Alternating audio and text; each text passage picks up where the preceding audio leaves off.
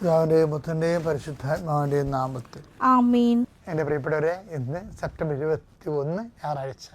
അമ്മേ പരിശുദ്ധമ്മേ, അമ്മേ പരിശുദ്ധമേ, ദൈവമാതാവേ, കൃപാസനത്തിലൂടെ ഞങ്ങൾക്കും ഞങ്ങളുടെ ദേശത്തിനും അമ്മ മധ്യസ്ഥം തേടി തന്ന എല്ലാ അനുഗ്രഹങ്ങൾക്കും കൃപകൾക്കും ഞങ്ങളിപ്പോൾ ഹൃദയം നിറഞ്ഞ നന്ദി പറയുന്നു.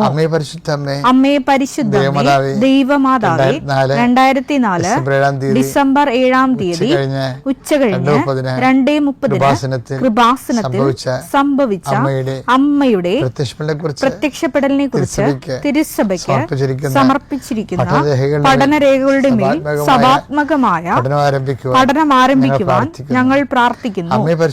അമ്മേ പരിശുദ്ധമേ, ഭൂസ്വർലോകങ്ങളുടെ രാജ്ഞിയായ അങ്ങേയ്ക്ക് ഭൗമ സംരക്ഷണത്തിനായി പ്രപഞ്ചപ്രകൃതിയെ തന്നെ തിരുസഭ പ്രതിഷ്ഠിക്കുവാൻ ഈ പ്രത്യക്ഷീകരണ വഴി ഇടയാക്കണമേ. പരിശുദ്ധമ്മേ, ജപമാല മാതാവേ, സകല കൃപാസനം പ്രാർത്ഥനകളോടും ചേർത്ത് ഞങ്ങളിപ്പോൾ പ്രാർത്ഥിക്കുന്ന ഈ കുടുംബത്തിന്റെ പ്രത്യേക നിയോഗം പറമക്കളെ.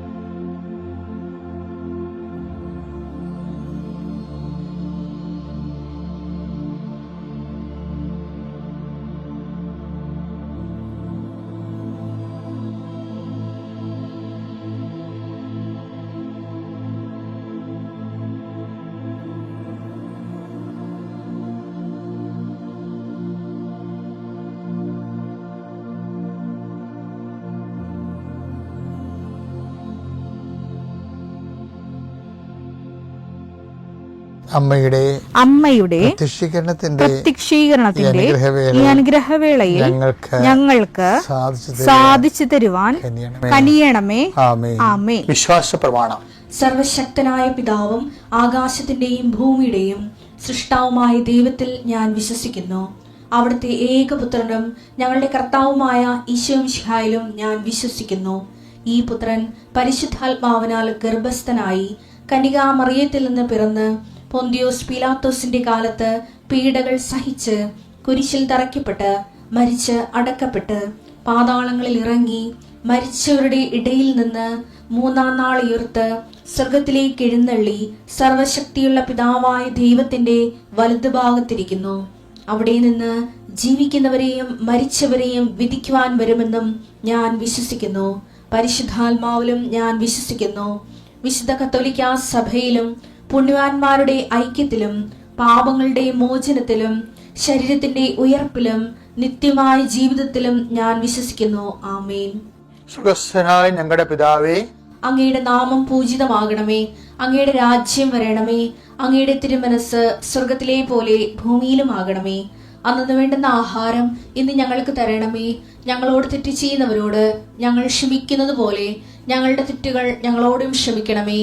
ഞങ്ങളെ പ്രലോഭനത്തിൽ ഉൾപ്പെടുത്തരുതേ, തിന്മയിൽ ഞങ്ങൾ രക്ഷിക്കണമേ. ആമേൻ. നന്മ നിറഞ്ഞ മറിയമേ, സ്വസ്തി. കർത്താവ് അങ്ങയുടെ കൂടെ സ്ത്രീകളിൽ അങ്ങ് അനുഗ്രഹിക്കപ്പെട്ടവളാകുന്നു. അങ്ങയുടെ ഉദരത്തിൻ ഫലമായി ഈശോ അനുഗ്രഹിക്കപ്പെട്ടവനാകുന്നു. പരിശുദ്ധ മറിയമേ, തമ്പുരാന്റെ അമ്മേ, പാപികളായ ഞങ്ങൾക്ക് വേണ്ടി ഇപ്പോഴും ഞങ്ങളുടെ മരണസമയത്തും തമ്പുരാനോട് അപേക്ഷിക്കണമേ. ആമേൻ. കർത്താവേ, നിന്റെ ഉന്നതമായ നാമത്തിന് സ്വസ്ഥം ചെയ്യുന്നു. കർത്താവേ, നിന്റെ വിശുദ്ധ പൗരോഹിത്യത്തെ മഹത്വപ്പെടുത്തണമേ. ഈശോ ഇന്ന് യാത്ര ചെയ്യുന്നവരെ ആശ്രയിച്ച് പ്രാർത്ഥിക്കുന്നു.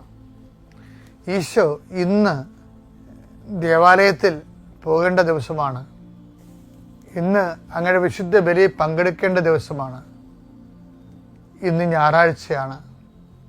ഇന്ന് കർത്താവിൻ്റെ കാര്യങ്ങൾ വ്യാപൃതമായിരുന്നുകൊണ്ട് പള്ളിയിൽ നിന്ന് വന്നതിന് ശേഷം ജീവിതപ്രസവം ലോകായികമായ കാര്യങ്ങളെക്കാൾ ഉപരി ദൈവിക കാര്യങ്ങൾ സത്യജലത്തിക്കൊണ്ട് വചനം വായിക്കുകയും രോഗികളെപ്പോയി ഉടമ്പടി എടുത്ത് രോഗികളെപ്പോയി സന്ദർശിക്കാൻ പോവുകയും ചെയ്യുന്ന ദിവസമാണ്. കർത്താവ്, ഇന്ന് അങ്ങയുടെ മക്കൾ എവിടെയെല്ലാം പോകുന്നു, ആരെല്ലാം കാണുന്നു, ആർക്കെല്ലാം സുവിശേഷം കൈമാറുന്നു, വിശ്വാസം കൈമാറുന്നു, അവരെല്ലാം കർത്താവിൻ്റെ നാമത്തിൽ ഞാൻ ആശീർവദിക്കുന്നു. കർത്താവ് ഇന്ന് പല പല കാര്യങ്ങൾക്ക്, പല വിഷയങ്ങൾക്ക് വേണ്ടി ജീവിതത്തിൻ്റെ ഈ ആഴ്ച ചില ആൾക്കാർ പണി തിരക്കി പോകും. സാധാരണ ചെറുകിട ജോലി ചെയ്ത് ജീവിക്കുന്നവർ പണി തിരക്കി പോകും. നാളത്തെ പണിക്ക് തുടങ്ങാൻ വേണ്ടിയുള്ള കാര്യങ്ങൾ സെറ്റ് ചെയ്യാൻ വേണ്ടി പോകും. അതിനൊരു ചില തടസ്സങ്ങളൊക്കെ ഉണ്ടാവും. പക്ഷേ ഈശോ, ഞാനിപ്പോൾ പ്രാർത്ഥിക്കുകയാണ്, അവിടെ തടസ്സങ്ങളെല്ലാം നീ മാറ്റിക്കൊടുക്കണം. കർത്താവ് സാമ്പത്തികം തരാമെന്ന് പറഞ്ഞ് തരാതിരിക്കുകയും നമ്മുടെ എല്ലാ പദ്ധതികളും തകിടം മറിക്കുകയും ചെയ്യുന്ന അവസ്ഥകളുണ്ട്. അവർ നെഞ്ചുവേദന വന്ന ആൾക്കാർക്ക് പ്രഷർ കയറി ബോധം കെട്ടുപോകുന്ന അവസ്ഥ വരെ ഉണ്ട്. കർത്താവേ, അവരെല്ലാം നിന്റെ വിശുദ്ധമാരെ സന്ധിക്കുകയും ആരെങ്കിലും എന്തെങ്കിലും വിഷയത്തിൽ അടിസ്ഥാനപ്പെടുത്തി ജീവിക്കുന്നുണ്ടെങ്കിൽ അവർക്കത് കിട്ടത്തില്ല എന്നുകൊണ്ടാണെങ്കിൽ അതിന് പകരം മാർഗം കാണിച്ചുകൊണ്ട് അവിടെ നീ സന്ധിക്കണമേ എന്ന് പ്രാർത്ഥിക്കുന്നു. മനസ്സമ്മതം, കല്യാണവും അതുപോലെയുള്ള കാര്യങ്ങൾക്ക് വേണ്ടി തീർപ്പ് ചെയ്യാൻ വേണ്ടി പോകുന്നവരുണ്ട്. ഈശോയെ, ആലോചനയ്ക്ക് വേണ്ടി പോകുന്നുണ്ട്. കർത്താവ്, ആരെയും ചതിക്കുഴി വീഴാതിരിക്കാനും ശാശ്വതമായ ജീവിതത്തിലെ ദൈവമഹത്വത്തിൻ്റെ ജീവിതം അവർക്കുണ്ടാകാൻ വേണ്ടി അവർക്ക് വേണ്ടി പ്രാർത്ഥിക്കുന്നു. കർത്താവ്, നിത്യം പിതാവും പുത്രനും പരിശുദ്ധാത്മാവായ സർവ്വീശ്വരൻ നീക്കുവാമേ. ഈശോ പറഞ്ഞ്, പാവത്തുങ്ങൾ എപ്പോഴും നിങ്ങളുടെ കൂടെ ഉണ്ടാവും. നിങ്ങൾ പിന്നെ ചെയ്യാൻ പറ്റുന്ന കാര്യം അവരെ കരുതണമെന്നേ ഉള്ളൂ. അതാ വാക്ക് ഭയങ്കര, അതാണ് സഭയുടെ നിലപാടതാണ്. എന്താ വെച്ചാൽ മത്തായി 26:11 വാക്ക് പറയുന്നുണ്ട്. എന്താണ്? ദരിദ്രർ എപ്പോഴും നിങ്ങളോട് കൂടെ. ഏത് ഇസങ്ങൾ വന്നാലും ശരി, ദരിദ്രർ എപ്പോഴും നിങ്ങളുടെ കൂടെ ഉണ്ടാകും. ഞാൻ കഴിഞ്ഞ മാസം ലണ്ടനിൽ ചെന്നപ്പോഴേ ഭയങ്കര ഗ്ലാസ് ആയിട്ട് ടവറാണ് മുഴുവൻ ഉള്ളത്, ഭയങ്കര. പക്ഷെ ആ ടവറിൻ്റെയൊക്കെ താഴെ ഓരോ കടയുടെയും വാതിക്കൽ ആൾക്കാരിങ്ങനെ പൊതിച്ചു മൂടി ധർമ്മക്കാർ കിടപ്പുണ്ട്. ഫോട്ടോ എടുക്കണ ശരിയല്ല, ആ രാജ്യത്തെ അപമാനിക്കേണ്ട തുല്യമാണ്. ഞാൻ ഫോട്ടോ എടുക്കാൻ കൂടെയുള്ളവർ വേണ്ടി എടുത്തപ്പോൾ ഞാൻ എടുത്തില്ല. എനിക്ക് സങ്കടം വന്നു പോയി. ഇത്രയും മഹാനഗരങ്ങളിലെ ദരിദ്രർ. പക്ഷെ ഇപ്പോഴത് ഓർത്തപ്പോൾ ഭയങ്കര ഐഡിയ ആണല്ലോ ഈശോ പറഞ്ഞത്.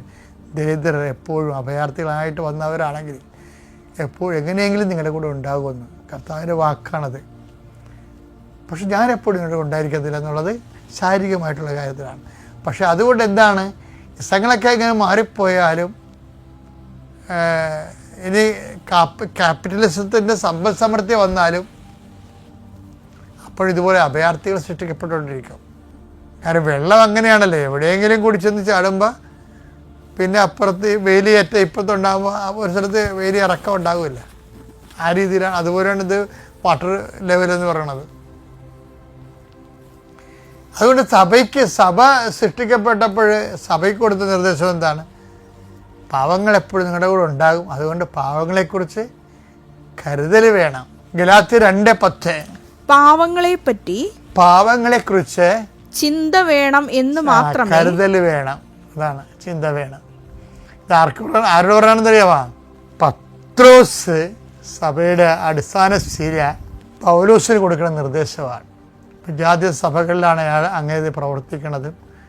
പക്ഷെ ഞങ്ങൾ പറഞ്ഞ ഇത്രയേ ഉള്ളൂ. ആ വചനം വായിച്ച് ഗലാത്യർ 2:10 പാവങ്ങളെപ്പറ്റി ചിന്ത വേണം എന്ന് മാത്രമേ, പാവങ്ങളെക്കുറിച്ച് ചിന്ത വേണമെന്ന് മാത്രമേ ഞങ്ങളോട് അവർ ആവശ്യപ്പെട്ടുള്ളൂ. പൗലോസ് പറഞ്ഞു, ഞങ്ങളോട് സഭ ആവശ്യപ്പെട്ടുള്ളൂ. അത് തന്നെയാണ് എൻ്റെ തീവ്രമായ താല്പര്യം. അതാണ് സഭയുടെ നിലപാടെന്ന് പറയുന്നതാണ്. കാര്യം ബാക്കി എല്ലാം എന്താ സംഭവിക്കുന്നത്? ബാക്കി എങ്ങനെ വാളെടുത്താലും വാളാൽ തന്നെയാണ് തീരത്തുള്ളത്. ശാശ്വത പരിഹാരം ഉണ്ടാകത്തില്ലെന്നും സഭയ്ക്കുന്ന പോലെ വളരെ വ്യക്തിമെനയുള്ള കാലികമായും കാലദേശ പ്രസക്തമായിട്ടുള്ള വളരെ കരുത്തുറ്റ നിലപാടാണ് സഭ ഈ വിഷയത്തിൽ എടുത്തിരിക്കുന്നത്. സഭയുടെ മക്കളും അങ്ങനെ തന്നെയാണ് എടുക്കേണ്ടത്. അത്യപൂർവ ദൈവാനുഭവങ്ങൾ ഇനി നിങ്ങൾക്കും സ്വന്തം. ഈ യൂട്യൂബ് ചാനൽ ഇതുവരെ സബ്സ്ക്രൈബ് ചെയ്തിട്ടില്ലെങ്കിൽ ഇപ്പോൾ തന്നെ സബ്സ്ക്രൈബ് ചെയ്യുക. ഈ വീഡിയോ ഇപ്പോൾ തന്നെ നിങ്ങളുടെ സുഹൃത്തുക്കൾക്ക് ഷെയർ ചെയ്തുകൊണ്ട് കർത്താവിന്റെ പ്രേക്ഷിതരാകുക.